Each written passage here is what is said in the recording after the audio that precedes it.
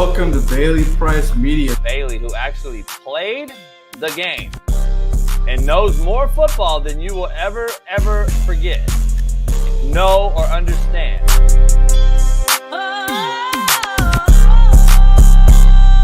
Man, shout out to Bailey Price Media. I am so excited to see what you're going to do with this channel.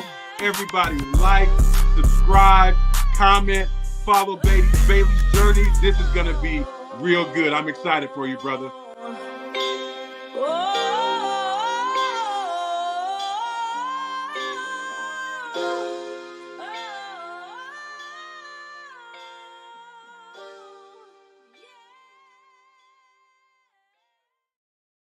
Man, what's going on, everybody? Happy Tuesday. Welcome back to another live show here, Bailey Price Media Live.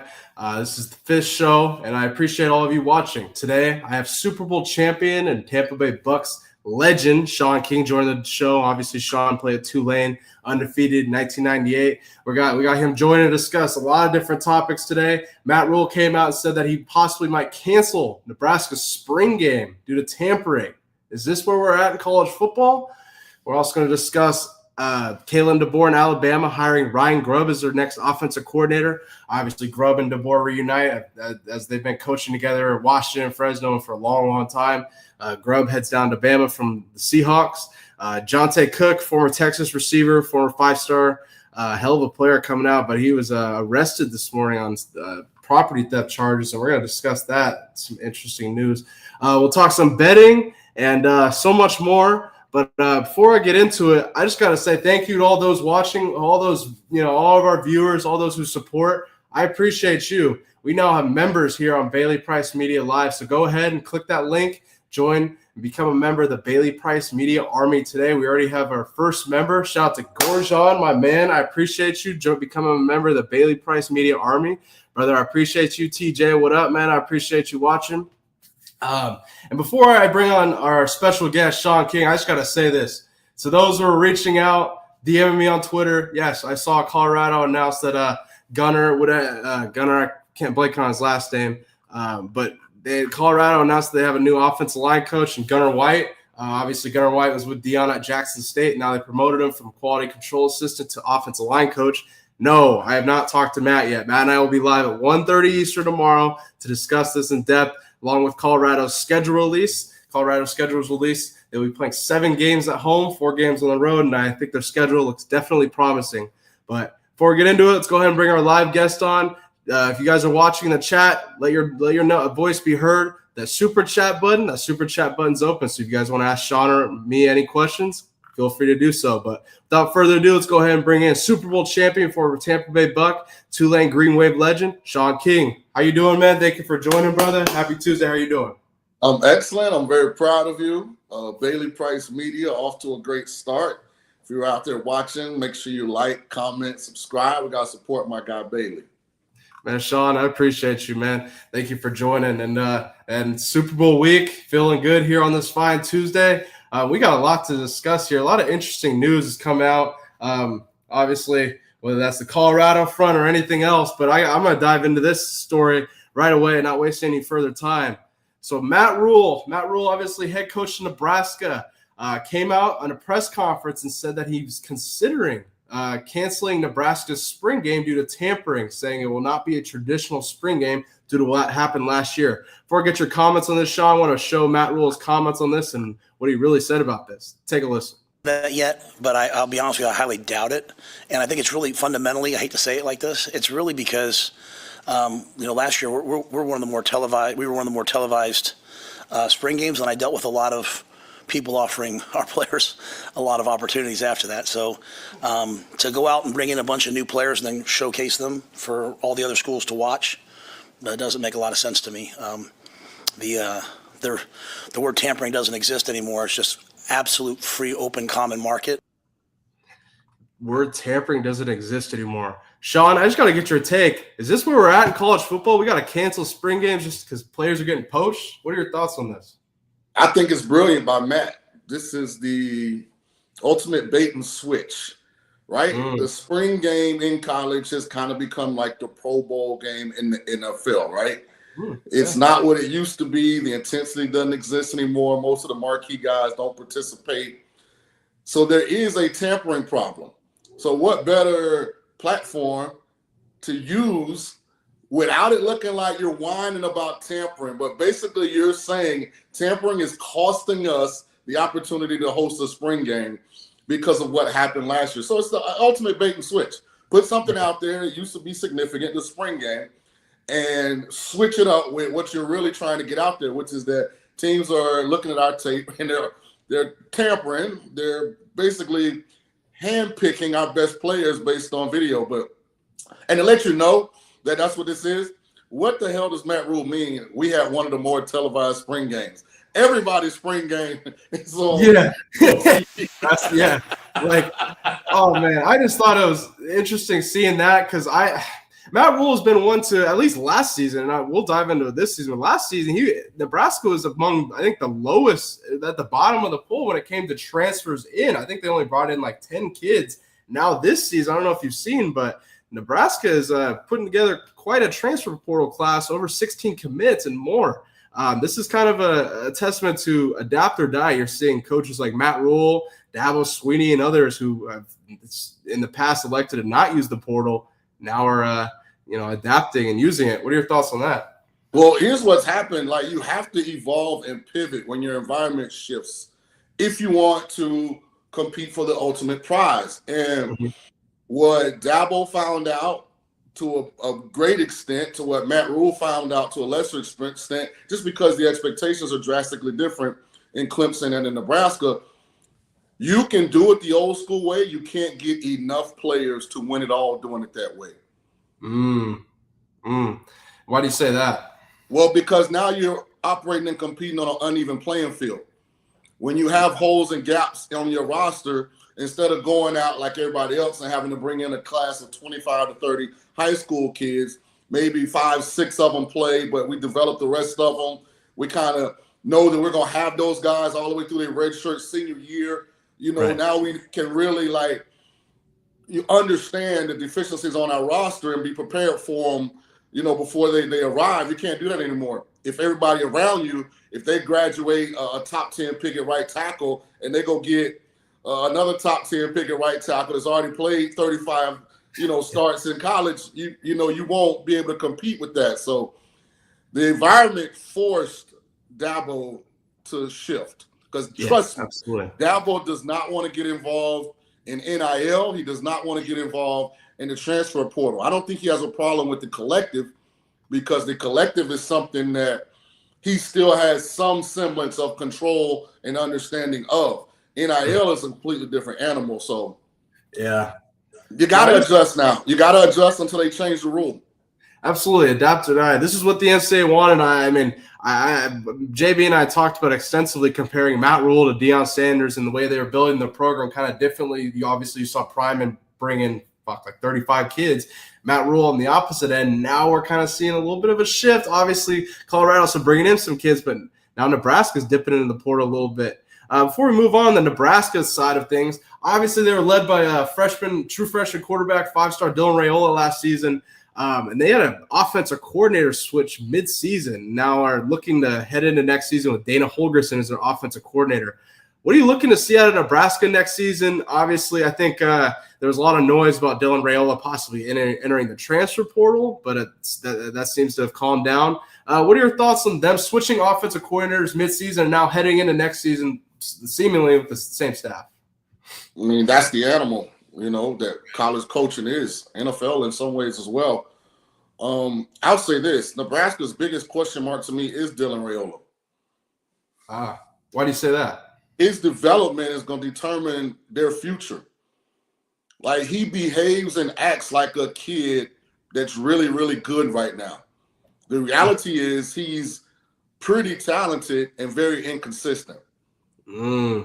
So if he doesn't take that next step this offseason from what he's responsible for, then that's going to be a huge impediment for Matt Rhule and that program. Now, if he does, then they should compete for a Big Ten title. But I can just tell from afar some of his mannerisms, some of his personality quirks, his demeanor, how he handles success and failure. He's still a very immature kid that I think thinks in his mind he's better than what he's actually done production-wise in college. That's a fair thing to say. And, like, I mean, I get it. I mean, he's 19 years old. Probably. He's still really, really young. And obviously coming out of 5-star, kind of made some noise committing to Nebraska over Georgia. Yeah, I see why you say that for sure. This is just interesting, man. I thought all the noise of Rhule possibly entering the transfer portal, it's interesting. I'm glad that he ended up staying. I think that, yes, he does need to develop at Nebraska. All the Mahomes antics of him doing the same shit as Mahomes and all this shit, like, I don't know. I think he eventually is going to have to develop his own stick, or else, I mean, like you said, it does come across as that for sure. You got any problem with him acting like Mahomes? I mean, I don't have a problem with that being his mentor. I mean, hell, I didn't have a problem with Kobe mimicking Jordan. Right. Yeah. Right. Everything Kobe did was a mirror image of what Michael Jordan did. Like, so that's why I don't get upset with an athlete. But Kobe's work ethic was such that he wanted to go out and prove that he was worthy of copying those mannerisms. Here's where I think, at least thus far, the disconnect with Rhule is. And then I think some of this is Matt Rhule and them got involved in the portal. They got to get better around it. You know, Nebraska's been a program, like, as great as Nebraska has been, have they ever, who are their top 3 wide receivers? Couldn't tell you. I think Jalen Lloyd and some other cats, but I don't know. I heard Lloyd might be entering the portal. I'm not too sure. No, but I'm talking about all time. I'm not even just talking about this. Like, when they were great, they played great defense. They had a Heisman caliber option quarterback, and they had a stable of tailbacks, and they act like they invented the fullback position. Like, that was what the crux of their success was built on. They've never really been wide receiver U. Now they got to figure out how to get the Justin Jefferson, Jamar Chase, Smith down at Ohio State. They got to figure out how to get this caliber talent to Lincoln in order to really give Rhule the best chance to lead them to a championship. Absolutely. Well said. Jeremiah Smith. Yeah, Jeremiah Smith from Ohio State. Yeah. But no, I agree with you. They definitely got to build around Rhule. I mean, I like you mentioned, I mean, they had a good run game last year. Obviously, Ivy, the running back, but yeah, definitely got to build around him on that offensive line and maybe get another weapon on the outside for Rhule. But we'll see with Nebraska. We'll continue to discuss them a lot this offseason.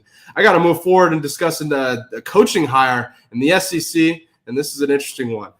Alabama and Kalen Deboer have hired Ryan Grubb as their offensive coordinator. Now, Ryan Grubb obviously coached with Kalen Deboer at Washington and Fresno, and they've coached for a long time together. Ryan Grubb last season was the offensive coordinator of the Seattle Seahawks, and they fired Ryan Grubb after the season after 1 year, which I thought was kind of an interesting development.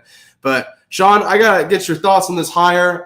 Do you think Grubb can help that offense with Alabama now that Jalen Milroe's probably gone? They can probably run a little bit more traditionally what Deboer and Grubb would want. What are your thoughts on this? I think it's a great fit. You know, for those who've never been in the coaching profession, the money at some point stops mattering. Now, when you're on your grind, when you're in there, I'm a GA or I'm an assistant to the assistant coach or I'm a position coach. I've never been a coordinator. Like, when you're in that rat race, money's everything. But when you're Ryan Grubb and you were with Kalen at Washington making multi-million-dollars a year as a coordinator. Then you got the Seahawks deal, multi-million-dollars. Now it starts to really be about quality of life. Yeah, absolutely. Not where am I going to work at, but who am I going to work with? Who's going to make this profession fun and bearable? Right, and, absolutely. You know, reuniting with Deboer, obviously they're like-minded. They think alike in how they approach the offensive side of football, and you know, they've had a lot of success grooming Michael Penix. So it makes sense. Yeah, absolutely. And you know what? At this point in his career, Deboer need some loyal, friendly faces in that building down there, too. They're not too happy down there in Tuscaloosa now. Oh, no, not after missing the playoff and getting whooped by Michigan in the bowl game. Absolutely. And sticking on this Alabama train a little bit, obviously we saw Jalen Milroe, run the Deboer offense last season. Some would argue that it was not as good as you would want. and they obviously, I mean, in the bowl game struggled. But I got to ask you, going into this season, Alabama seems to have a three-way quarterback battle. Obviously, you got five-star quarterback Kalen Russell, who says, what jumps to me is the fact they want me to come here and be the starting quarterback, so he's ready to compete. They also have Austin Mack, a kid who was at Washington with Deboer and transferred down to Bama. Didn't see him at all last season. And then you got another kid as well, Ty Simpson, who's at Bama as well. But three-way quarterback battle, Shaun. How do you see this playing out? I know I'm asking it early, but I mean, is the high school kid an early enrollee? Is he on campus yet? Give me 1 second. I'll tell you. And the reason I ask, if he's on campus, then spring will be a legitimate organic three-way quarterback competition. Early enrollee. If he's not on campus, then I would favor the kid. Yes, Kalen Russell's joined class early. It'll he signed with them early. Let me see if he's an early enrollee. That's misleading ass headline. But I got to ask you, with these three quarterbacks, you would expect them to pick the quarterback that's able to run Deboer's system correctly and not go with, I mean, no offense to Milroe, but we could see that he's not a Michael Penix in that system, no? But Milroe was the best option for last year. That's no matter who the head coach at Alabama was, Jalen Milroe was going to be the starting quarterback. No, I agree. I mean, he had done enough up to that point. I mean, beginning of the year, he was top 3, I think, odds on for the Heisman. So it's not like they inherited a guy that hadn't had a lot of success. This will be an organic competition. One thing about college, spring practice is still spring practice. Now, the spring game has been diminished, but you get to get after it a little bit in spring practice and really see what you got. So the cream will rise to the crop. I would give the kid. I've never seen Kalen Russell throw a football. So let me qualify this. Okay. But just based on experience in the system, I would give the kid they brought with them from Washington a slight advantage. Austin Mack. Yeah, that makes sense. He's been with Deboer. He transferred there. Russell, I believe, is early enrolling, according to a Twitter source. So he'll have a fair shot. Oh, yeah. Russell. Oh, yeah. But Mack has seen Penix run the system and Milroe run the system. Right. So that's a lot of experience that he's gotten, seeing other guys succeed and fail. So just from that standpoint alone, if he's talented, if he can play, he does have an advantage over Russell. I think Ty Simpson is just there for depth. Yeah, that's a good point. I got to ask you, looking at this Alabama team, I remember you came on JB's show a few months ago, or probably a few weeks ago, and called out your dark horse in the SEC, South Carolina.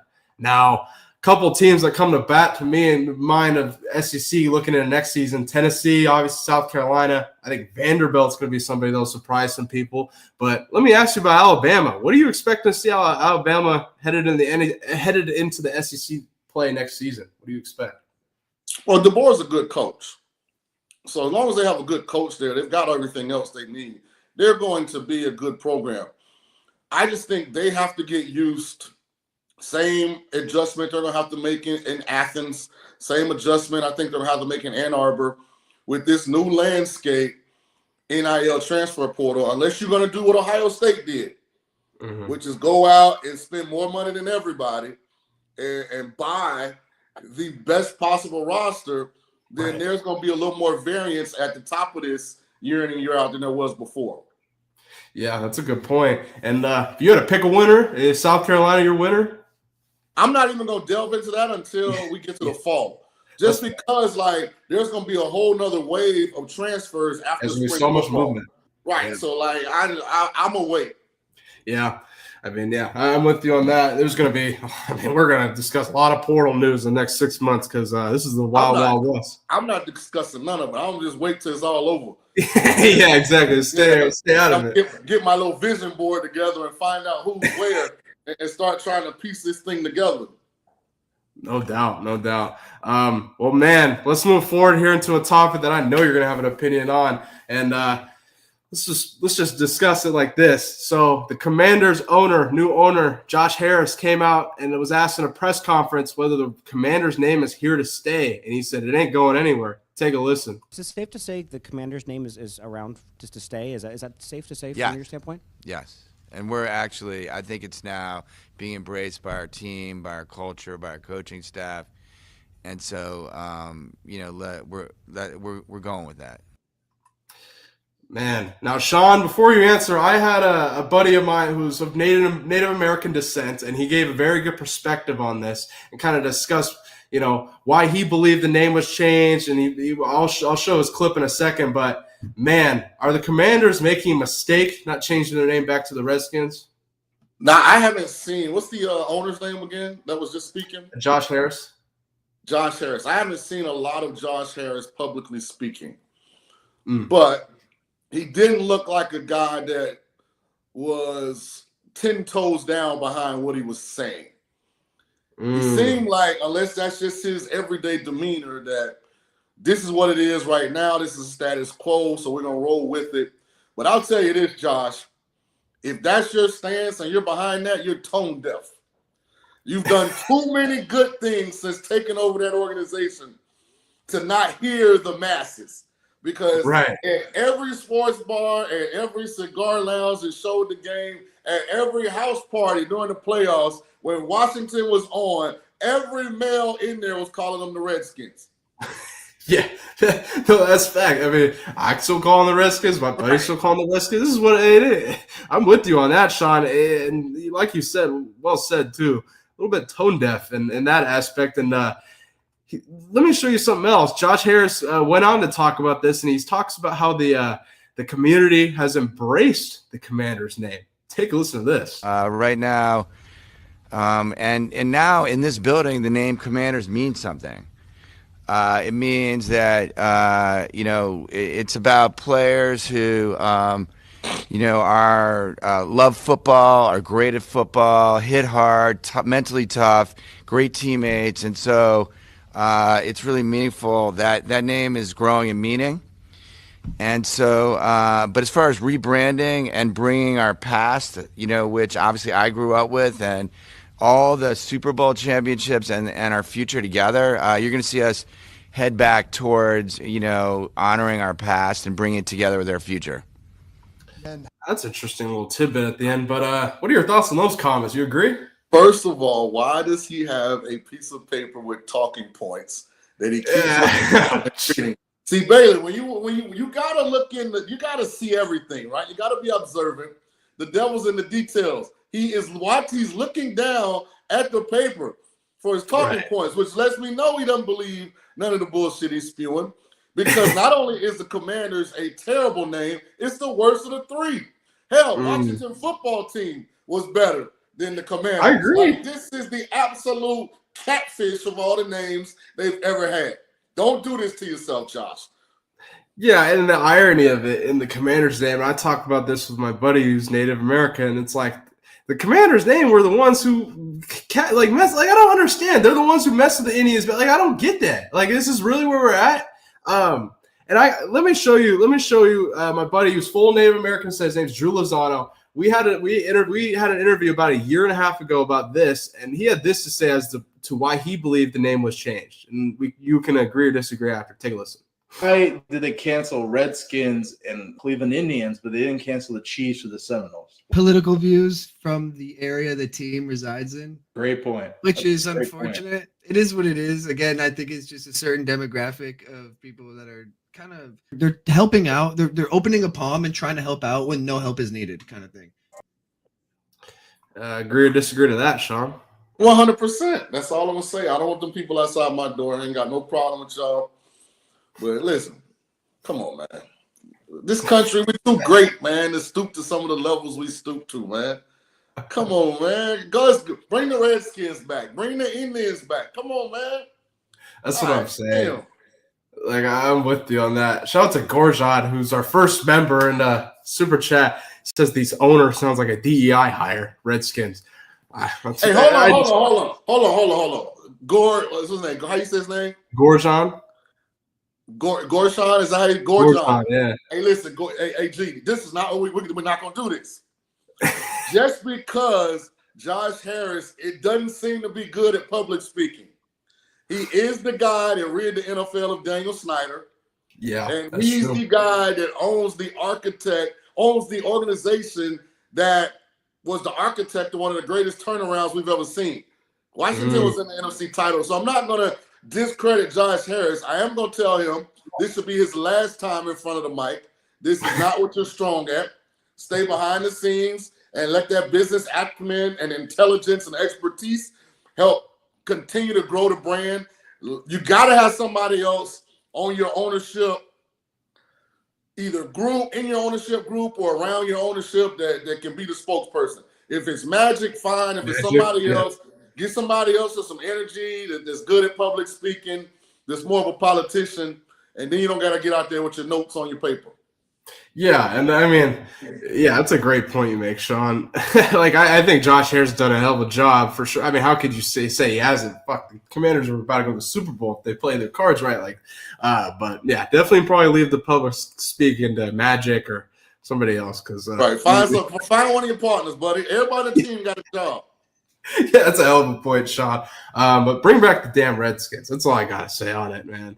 This is unbelievable. Shaun, let's move forward here. Let's go ahead and let's talk a little Super Bowl here before we discuss some other topics, man. Super Bowl week is here, and man, this is a hell of a matchup. Obviously, Roger Goodell came out and said that it is ridiculous that anyone would even consider reffing, the rigged, and the refs are favoring the Chiefs. He said that's ridiculous, and so do you agree with Roger Goodell saying that it's ridiculous to call it the refs? So anybody that says that a professional sports league is fixed is an idiot.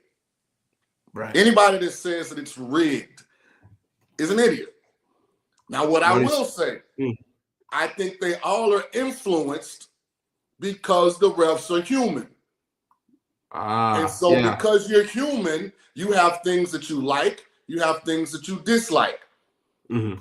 Like, it's just like if you're a dad and you have kids that are playing little league soccer, not the competitive club level soccer, just, the regular 10-year-old soccer.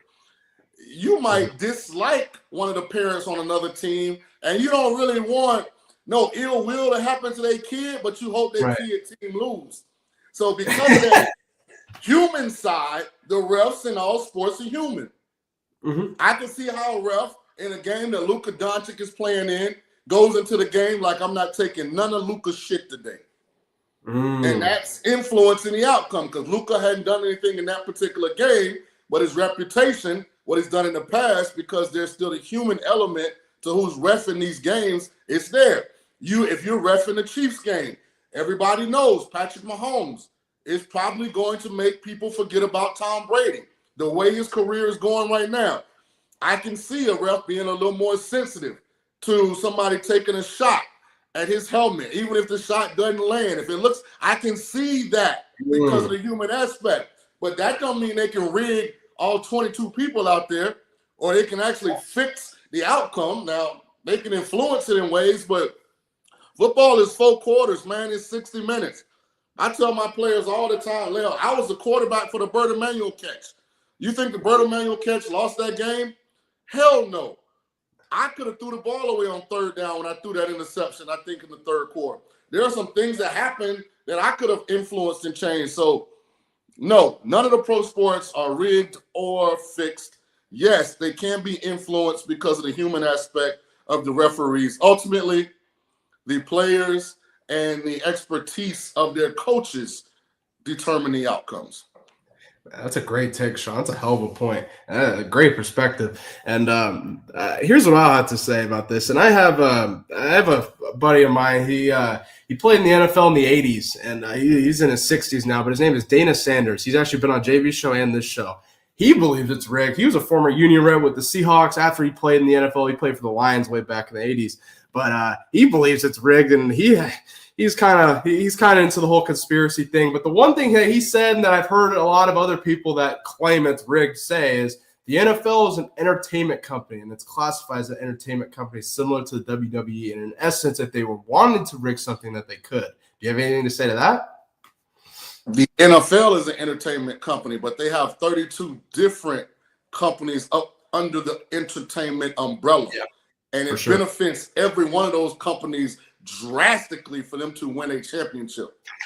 So for something to be rigged, that means there would have to be collusion amongst the 32 teams. And you can't tell me that as prideful and as egomaniac as most of these owners are, that they would give up an opportunity to win a championship for their current team for the entertainment aspect of this. Come on, the NFL is king. They don't have any competition.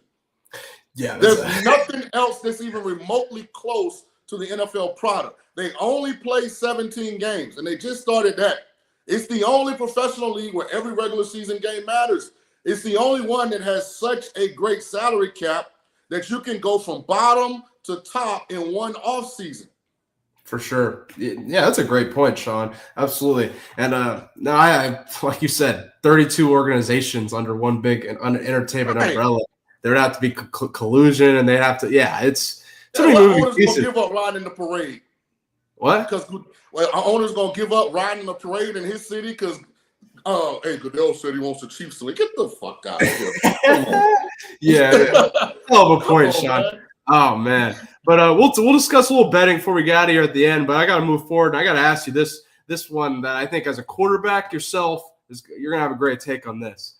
So the Titans head coach Brian Callahan came out and compared Shedeur Sanders to Joe Burrow, and kind of an interesting discussion here, and I'll read the quote. He says, people had questions about Burrow's arm strength in general coming out. One of the things that makes Joe so unique, and I think you probably put Shedeur in the same question, or same conversation, they anticipate when they throw it. They have the timing and accuracy on top of it. That makes up for the arm. And that was Brian Callahan. Titans obviously hold the number 1 pick in the NFL draft. Shaun, do you agree with these comments at all? Your thoughts on Shedeur Sanders' decision-making as he's coming out of Colorado here? And any semblance to Burrow? One or two things are true here. And I'm going to start with the negative connotation. Brian Callahan's an idiot. He has no idea how to evaluate quarterbacks. I would challenge anybody that's going to see this moving forward. We are filming this at 12:30 Pacific, Tuesday, February the 4th. Yep. Hear me out clearly. Go and find me a Joe Burrow at LSU game where you question his arm strength. Yeah, it's a hell of a point. It clearly says people had questions about Burrow's arm strength in general. They're not people that knew what they were looking at. Right. Not people that knew what they were looking at. And I challenge anybody. Go back to the LSU game when he had Jamar Chase and Justin Jefferson and Clyde Edwards-Helaire at running back and Randy Moss's son, I think, was a tight end. And find one of those games where you question that the ball's not on the money down the field of Jefferson and Chase. Right. Okay. No, that's a hell of a point. That's the negative side. The positive side is this. They don't want to make the number 1 pick in the draft. They want to convince somebody else to move up and make the selection. So they want to big up Shedeur Sanders, and I'm assuming at some point they'll have something to say about Cam Ward if they haven't, and big up both of those guys in the hopes that somebody would come up and give them a king's ransom to get that selection. Remember what Carolina gave up to, I think it was Chicago, right, to come up, and ultimately they took Bryce Young. Yeah. So you got to think, because that happened 2 years ago, that's the floor of what the package would look like. So one of those two things, Brian Callahan has no idea what he's talking about. He cannot evaluate quarterback at all, or this is just a smokescreen to get somebody to desire to come up and take a Shedeur Sanders. Maybe somebody's on the line and maybe one of those geniuses. Oh, what's up? Appreciate What's up? Shout out to Joe Accord. He says, support is real. Sean King is a weapon. I think Brady takes Shedeur at 6 unless he trades it. Shout out to Joe for the super chat. That's a good thing. But Shaun, you mentioned a great point. This is a great way to play up Shedeur Sanders by putting him in the conversation with Joe Burrow. Right. So now you hopefully you get one organization, somebody to go in there and be like, hey, man, Shedeur reminds me of Joe Burrow. By the way, Shedeur Sanders doesn't look anything like Joe Burrow in any way, shape, form, or fashion at LSU. Maybe 25% of the time, Shedeur sits in the pocket and throws the ball on time with anticipation. And maybe from 15 and under, he resembles Burrow in that 25% of his game. But at no point does he resemble Burrow throwing the ball down the field, in my opinion.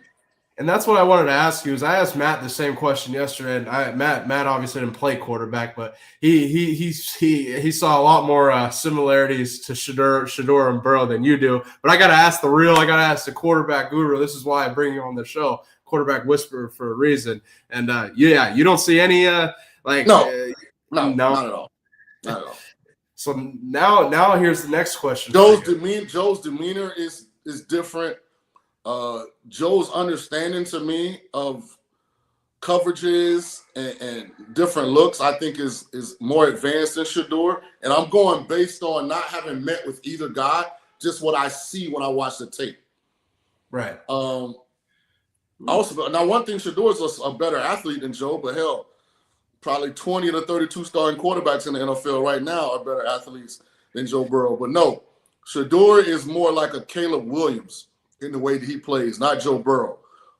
If you really break down Shedeur's film, most of his explosive plays are him moving around the pocket, changing direction, and it's created a lot of bad and negative plays for Colorado as well. But also a lot of his great plays are, the same way, which if you look at Caleb Williams' film last year, it looks really the same. I just think Caleb has more arm talent and is a better overall athlete than Shedeur. Shedeur is probably a little bigger than Caleb.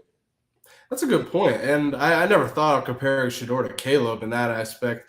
Now, I got to ask you, let's continue on this comparison. If you had to compare Shedeur to a veteran quarterback that's been in the league for a while, Coach JB and I compared Shedeur to Geno Smith in the past. That's just a personal opinion, but do you have any comparisons to Shedeur, like as a veteran quarterback? Any comparisons? Let me say this about Geno Smith. Geno was too immature for where he was selected coming out of West Virginia. You got to think this was before social media had taken off. Morgantown is a small town. It's kind of the local media there is not very intrusive. He went to the Jets. Like that was set up to fail. Yeah. Geno Smith is one of the top 5 ball spinners in all of the National Football League. You put all those guys in shorts and watch them throw the ball. Geno Smith is one of the top 5. So no, Shedeur does not remind me of Geno Smith. Now, if you had to compare him to a veteran quarterback, who'd you compare Shedeur to and why? Anybody or no? There's no, like, I see certain guys. I don't know. I want to say this, and I don't want to say it to be negative. I think Shedeur is better than Kenny Pickett. Kenny Pickett went in the first round. What was he, 17th? I think to the Steelers, sometime around there, 20. Right, so I think Shedeur is better than Kenny Pickett. I just think Shedeur is a guy that needs to go and sit. I would not take Shedeur in a situation where he had to play day one. I think Shedeur is delusional in some ways because association breeds assimilation. And I don't mean this. And when I say these things about young quarterbacks, I'm hoping that they see them and they digest them as truth and not malice. Association breeds assimilation, right? Whatever environment you're in, you take on the characteristics and attributes of that environment. Being around his father has created opportunities for him, has given him access, has given him a platform that if you just judge him by wins and losses on the field, he hadn't really earned. But then when you see him now preparing for the combine, all you hear out of his mouth is legendary. And like, I don't want to knock Shedeur, but it's like, Shedeur, when is reality going to set in? Like, you haven't done anything like on the field that's legendary. You've been good. You've helped improve Jackson State. You've helped improve Colorado. Neither spot did you guys. They lost the Celebration Bowl both years at Jackson State. Did not make a Big 12 title game at Colorado. Played his worst game in the bowl game to end his career versus BYU. Right. Yeah. So I'm saying this because I hope he sees it. I'm not attacking him. I want him to be great. But I think because of some of the things that he's been able to have access to, NIL packages, affluence, platforms, because of his father, in his mind, I think he's digested that he's done more than he actually has as it pertains to the game of football. That's a very valid take. I think you have to be careful. Yeah, that's a very valid take. And before the prime sexuals and all the Colorado fans lose their fucking mind in the chat, that's a very valid take, Shaun. That's a pretty spot on. And like you mentioned, I think with Shedeur coming out, it's all about fit with him. And you mentioned now you think he should sit behind whatever team drafts him, and he should 100%. I think if he plays immediately, he won't have success, and I don't think he'll be able to handle that. This is going to be like a Bronny type situation if he doesn't succeed right off the bat. Like, for as many people as you think want Shedeur to be successful, there's a whole lot of other people who are envious, jealous, kind of got malice in their heart. Like, I'm a guy that's just talking to him as if he was my brother. Mm-hmm. And this is what I would be telling my brother. Hey, man, look, don't get carried away, man. I mean, that legendary, it sounds good, but I mean, let's be honest with each other. Like, what have we really done? Last time we saw you play, you looked undraftable versus BYU. Now, one game don't make a career, but with athletes, I think it's very important to keep them even-keeled and level-headed and very aware of what their truth is, not what their narrative or their perception is. Yeah, absolutely. And the last thing I'm going to mention on this before we move on, Las Vegas, the Raiders, they hold the pick 6. And I asked Matt yesterday on 0 to 60. The Raiders obviously just hired Chip Kelly as their offensive coordinator, paying him $6 million, the highest paid offensive coordinator in the NFL, I think in NFL history. And one quarterback I brought up that I don't know if the Raiders could go after, but there's a history there, is Marcus Mariota coming for the Commanders. Now, is that somebody you could see the Raiders targeting? And if the Raiders are at pick 6 or trade up to pick 1, do you think that would be somebody good for Shedeur to sit behind and learn from?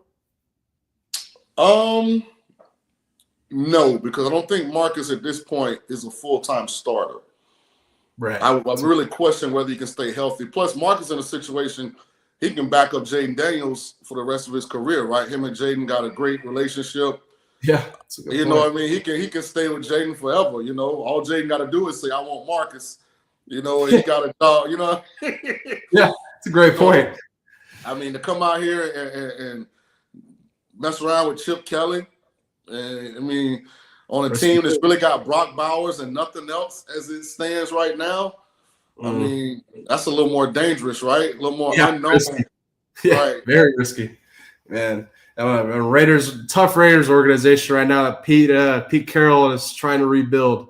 But man, interesting comparison nonetheless from Titans head coach Brian Callahan, putting Shedeur in the same conversation as Joe Burrow. Definitely interesting. There's levels to this shit, though. That's what I will say.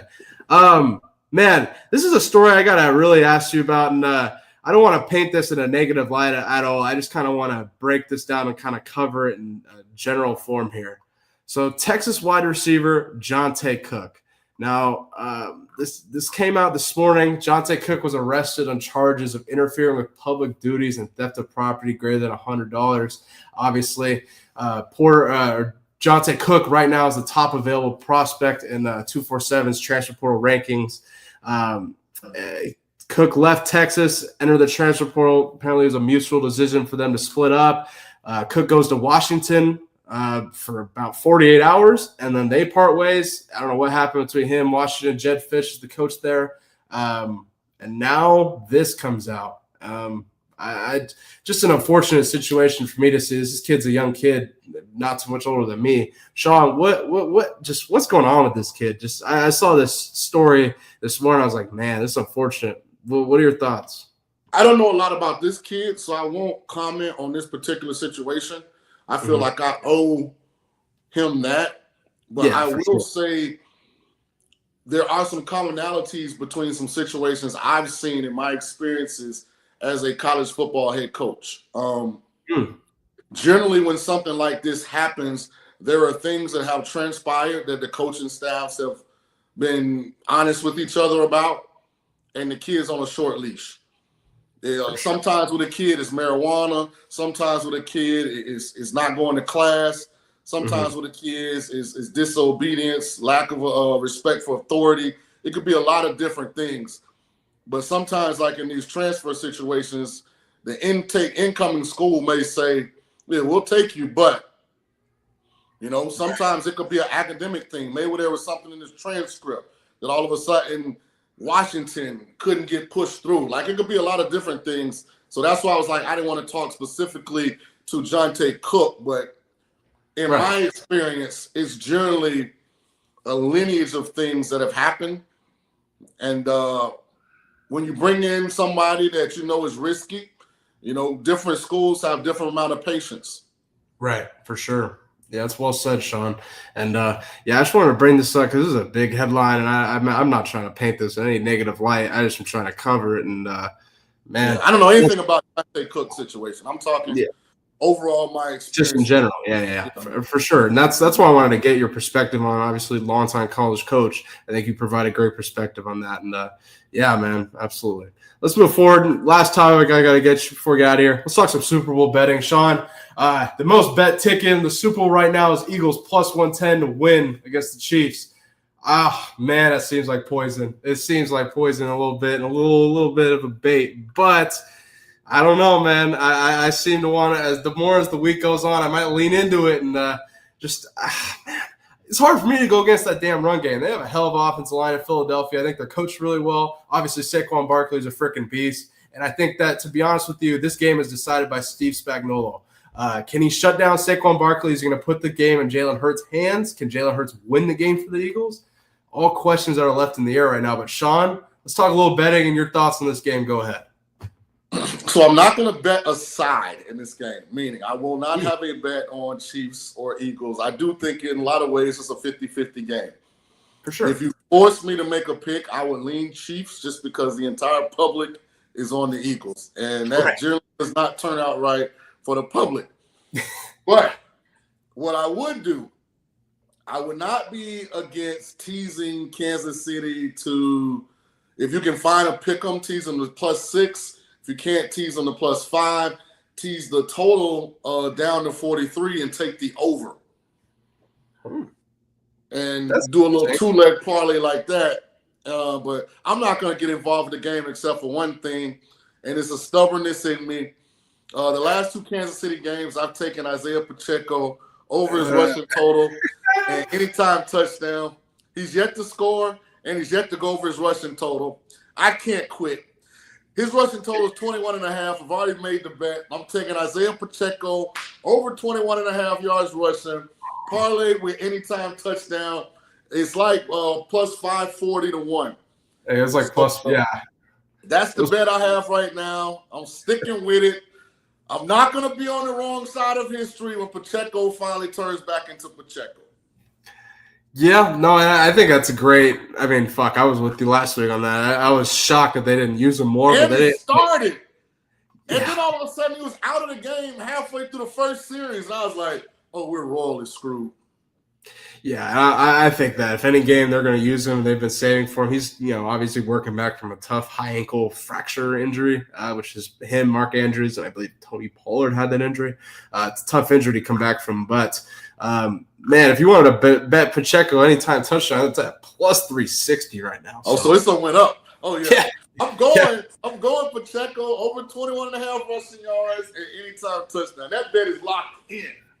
Man, I'm looking at this. Oh, I want to bet the under, man. I don't know, dude. Who scored for the Chiefs last year in the Super Bowl? It was like Marquez Valdez-Scantling and like the 4th receiver. Sky Moore or Mecole Hardman. Hardman. Was it Hardman that scored? Hardman. I think it was Mecole Hardman and Valdez-Scantling. Like I'm just telling you, the Chiefs do this. They're weird. They come up with these red zone plays that to somebody that nobody has ever seen before. Right. I'm sticking with my Pacheco play. Man, and I like that play. I mean, the odds seem to definitely some money to be made if Pacheco ends up scoring 20 rushing yards. He can get that on one freaking carry if it's blocked right. I gotta ask. This is a question I had on JB's rundown this morning. Do you think the referees are going to be a factor in Super Bowl 59 as they were to 57, meaning having some sort of end of game deciding, so to speak, call like the Juju Smith, Bradbury hold or whatever that's called? No, I don't think they get involved. I think because it's been so openly talked about, I think we see a fairly light ref impact in this game. I think they let some things go. I don't think they call everything to the letter of the law. If it's not egregious, I think they're going to keep the flag in their pocket because it's been so much commentary surrounding the NFL. Is it rigged? Do the refs favor the Chiefs? I think they're going to let them play. I tend to agree with you. I think it was a lot of noise, like a lot of noise. The fact that Kelsey's talking about it in the press conference, Goodell's having to answer multiple questions about it. Like, yeah, if all this noise comes out, where Goodell's like, no, you can't even tell it's a factor, and then they go fuck around and make a call in this game, there's going to be a lot more noise than there already is. So Right. I tend to lean with you and think that it will be a non-factor. I don't, obviously, as somebody who played, I don't want that shit at all. I don't want to see them have a call like that that's, everyone's arguing about. If we're looking at money on this, there's a lot of sharp money on the Eagles here. So I don't know. There's a lot of money on the Eagles, but a lot of bets on Kansas City. All the sharps that I know were on the Eagles right off the bat. As soon as it opened, +1.5. I think it might have been +2 some places. Mm-hmm. But the public on the Eagles too. That's I'm true. just saying, and I don't know how much of it is just that people really like the Eagles. I think a lot of it is people really hate the Chiefs. Yeah, that's a good point. Yeah, I think people are tired of the Mahomes getting the call and that shit. I think that's what they're tired of. When I just look at the game from a football lens, I don't turn that teleprompter off thinking one side is marginally better than the other. So that's kind of why I think the line is about right. I try not to bet for fun. I try and bet where I think there's value. For sure. With the line at -1, I mean, your team got to win. Yeah, it's a pick 'em. Yeah. You know what I mean? For all intents and purposes. So it'll probably be some more player props that I'll get involved with. But right now, my only Super Bowl wager is Pacheco over 21.5 rush yards, parlay with anytime touchdown. If we can get that on the first drive, I can hydrate the rest of the game and not watch. That'd be tremendous. Hydrate the rest of the game and not watch. Yeah, that's fine. I got to ask you about another player prop that's like a little glaring to me. I'm like, is this Saquon Barkley 200+ rushing yards is +1,700? Now, I get that's a stretch, and I get it's a Spagnuolo defense, but is there any shot of that? Any shot you can see Saquon just going off with that offensive line? Any shot?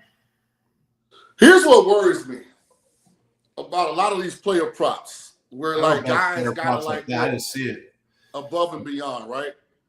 Mm-hmm. Sirianni and Andy Reid are kind of the same when they have the lead. They get really conservative. Right. They try and get the game over. They're not like one of these teams that keeps running their offense. You know how the Bucks got Mike Evans, like they kept the starters in. Yeah. They got Mike Evans to 1,000. Like the Chiefs 40 seconds. And the Eagles would have never done that. It's true. Like their guys are going to fall down instead of scoring a touchdown. Like all that kind of. Remember Saquon, he's had multiple chances in the playoffs. To break a run and he went and fell down it. Like you can't to get 200. That mindset is gonna be like that's gonna work against you at the end of the game, unless it's a tight game and they still are like within one score and somebody's trying to win. That's the only thing worries me about some of these props. Both teams play the end of the game kind of the same. They're super conservative. For sure. Can you think what was that the Commanders or the Packers game? Or was that was the Rams game, I think, where Saquon could have broke that long run for 70, 80 yards and went over 200, and he got in the open and just slid down on his knee? Yeah, bro. That's Can you imagine that? And both of them do some weird shit when it comes to spread at end of games. That's kind of alarming to me. Thankfully, I don't think this is too much of a concern in this game. Now I'm going to give my picks because we're not going to be live here on Bailey Price Media the rest of the week because I'm going to be with JB for the Super Bowl party this weekend. But you going to Montgomery? Yeah, I'm going to fly out there. Give me the freaking Eagles, man. I think that run game. I like I said, it's up to Spagnuolo, but man, I think even if they put it in the hands of Jalen Hurts is going to figure it out. And if they don't, what are the Eagles going to do? You kind of have to look at themselves in the mirror and like, what's next for them? Because that's 2 times losing to the Chiefs. Are we gonna? I don't know. Give me the Eagles. I'm gonna decide Thursday if I'm coming. I told JB I'll let him know. Bet. Well, I'll be there. And for a total, I lean under. I can so see this being a low-scoring game. I mean, I call me crazy, But I mean, first off, I love betting unders, and there's a lot of public money and sharp money on, well, just a lot of money in general on the over. So give me the under, give me the Eagles. That's my pick. And I might tell you on that Pacheco player prop. Hey, man, I'm gonna be jumping around. I can't wait to text JD on Sunday. All right, man, I got to go pick the daughter up, man. Appreciate you having me. Shaun, thank you for joining, man. Have a great Tuesday. Have a great day. Man, great show on this fine Tuesday. Shout out to Super Bowl champion, Tulane legend, former Tampa Bay Bucks quarterback Shaun King joining the show. Man, it's been a great show. To all those watching, man, I appreciate you. We've had super chats from Gorgon, some Joe Cord. Gorgon became a member. And to those watching, make sure you become a member. Memberships are live here at Bailey Price Media Live. Become a member of the Bailey Price Media Army today. We're just going to build up a community here as the offseason grows and we head into the new football season. Obviously, we got Super Bowl on Sunday, so let us know your picks in the comment section below. Like I said, I got the freaking Eagles. I get it. There's a lot of money on them, but I think they get it done. I think ultimately they're probably the better team. If we really look at it on paper, you definitely can say that. Now, the Chiefs always find a way to win, whether you credit coaching, Patrick Mahomes, or whatever.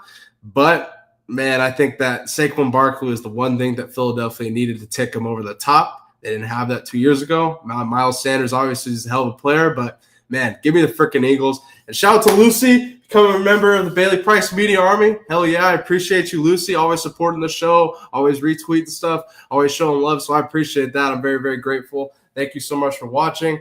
And Gorgon says Kansas City team total over 26.5. Gorgon, I'm betting the under, so I don't know how I feel about that. That's a lot of points.